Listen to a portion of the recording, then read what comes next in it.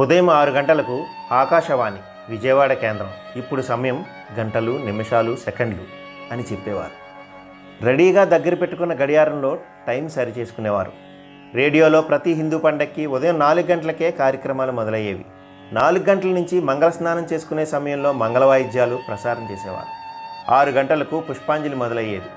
ఆదివారం నాడు శ్రీ సూర్యనారాయణ వేదపారాయణ, సోమవారం నాడు భూ కైలాస్ భక్త కన్నప్ప పాటలు, శ్రీ ఆంజనేయ ప్రసన్నాంజనేయ అన్న పాటో, కలియుగ రావణాసురుడి సినిమాలో నమో నమో హనుమంత అన్న పాటో ఇలా ముందుగానే మాకు తెలిసిపోతూ ఉండేది ఏం వినబోతున్నాము. 7 గంటలకు వార్తలు చదువుతున్నది అద్దంకి మన్నారే. మధ్యాహ్నం ఆకాశవాణి వార్తలు చదువుతున్నది అంటూ కందుకూరి సూర్యనారాయణో, అద్దంకి మన్నారో, పార్వతి ప్రసాదో ఎవరో ఒకరు పలకరించేవారు. ఆ తర్వాత కార్మికుల కార్యక్రమం. చిన్నక్క ఏకాంబరం కలిసి కార్మికుల కోసం ప్రభుత్వ పథకాలు, వారి హక్కులు, బాధ్యతలు తెలియజేస్తూ మధ్య మధ్యలో అప్పుడప్పుడు చిత్రగీతాల ప్రసారం చేసేవారు. సరిగ్గా 1:10 అవ్వగానే పసిటి పంటలు మొదలయ్యేది. పసిటి పంటలు అవ్వగానే ప్రాంతీయ వార్తలు చదివేవారు. ప్రయాగ రామకృష్ణ లేక తిరుమల శెట్టి శ్రీరాములు అవ్వంగానే మనోరంజని, మీరు కోరిన మధుర గీతాలు వింటారు అని మీనాక్షో, ఏవిఎస్ రామారావు అనగానే ఇంట్లో అందరం సంబరపడిపోయేవాళ్ళం.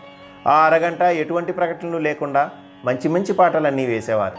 అవన్నీ చెవులు రిక్కించి మరీ వినేవాళ్ళం. 2 అవ్వగానే ఢిల్లీ నుంచి వార్తలు అని చెప్పేవారు. ఇంకా కొన్ని సెకండ్లు ఉంటే కు కు కు అంటూ ఏదో రకం సౌండ్ పెట్టేవారు. ఇంగ్లీష్లో వార్తలు ఢిల్లీ నుంచి ప్రసారం అయ్యేవి.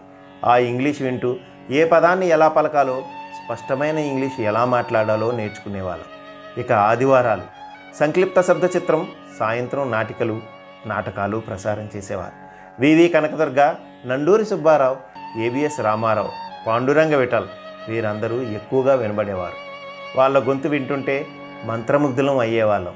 అచ్చమైన స్వచ్ఛమైన తెలుగు, ఉచ్చారణలో ఎట్టి పొల్లు లేని ఆ భాష వింటే చాలు, మనకి ఎంత ప్రయత్నించినా వక్ర భాష రాదు.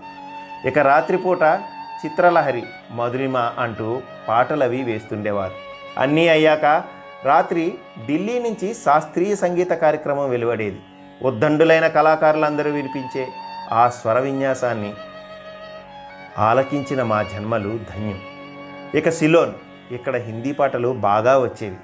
మధ్యాహ్నం కొన్ని తెలుగు పాటలు వచ్చేవి. ఆ సిలోన్ స్టేషన్ సరిగ్గా వచ్చేది కాదు, కానీ చెవి దగ్గర పెట్టుకొని జాగ్రత్తగా వినేవాళ్ళం. రేడియో ఒక ప్రసార సాధనంలానో పాటల పెట్టిలానో కాకుండా మాకు భాష మీద మంచి పట్టును తెచ్చిపెట్టిన యంత్రంలా మేమందరం ఇప్పటికీ గుర్తుంచుకుంటాం. ఆ కాలంలో పసితనం నుంచి మనమందరం రేడియోతో పెనవేసుకుపోయేవాళ్ళం. కాలక్షేపం, వినోదం అంతా రేడియోతోనే.